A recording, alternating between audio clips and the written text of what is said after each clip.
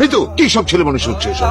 সমস্যাটা কোথায়? সবাই ভাবে আমি কিচ্ছু বুঝি না, এত বড় মেয়ে হয়েও আমি বাচ্চার মতো কথা বলি।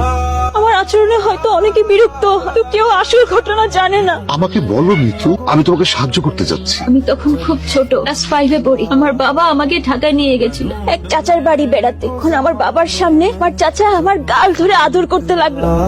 আমার বাবা খুব সহজ সরল, কিছু মনে না করে আমার চাচা চাচির কাছে আমাকে রেখে দিয়ে গেল। তারপর তিনি তার কাজের জন্য বেরিয়ে গেল। তারপর চাচি গোসল করতে গেল, এমন সময় ওই চাচা আমাকে একটা রুমে নিয়ে গিয়ে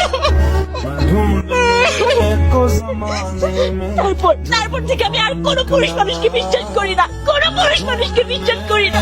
মেয়ের মতো একটা সন্তানকে, একটা বাচ্চাকে যে পুরুষ জাত কিভাবে বর্বর আচরণ করে, আপনি বলছেন সেই পুরুষ জাতকে আমি বিশ্বাস করতাম না?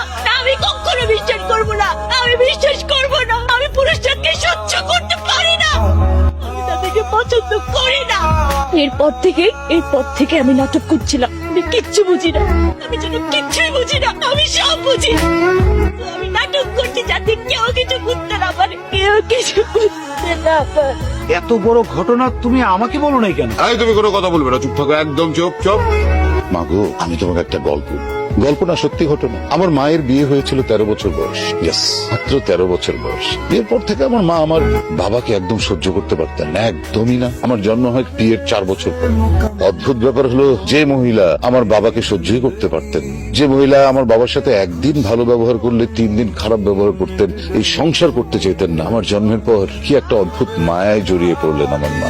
সংসারের মায়া। আমাকে আর আমার বাবাকে ছাড়া তো আমার মা থাকতেই পারতেন না এরপর।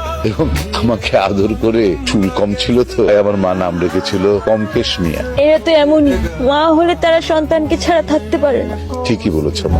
এই পৃথিবীতে বিধাতা মা হওয়ার ক্ষমতা শুধু মেয়েদেরকে দিয়েছে। তুমিও তো একজন মেয়ে, তুমিও মা হবে। আমি তোমার সাথে যে পুরুষ অন্যায় করেছে, কথা দিচ্ছি আমি এখান থেকে পারি তাকে খুঁজে এনে শাস্তি দেব, কিন্তু তোমাকে তো মা হতে হবে। সেই জন্য বলছিলাম, এই গাধাটাকে তুমি সত্যবতীর মতো নিজের করিয়া লো।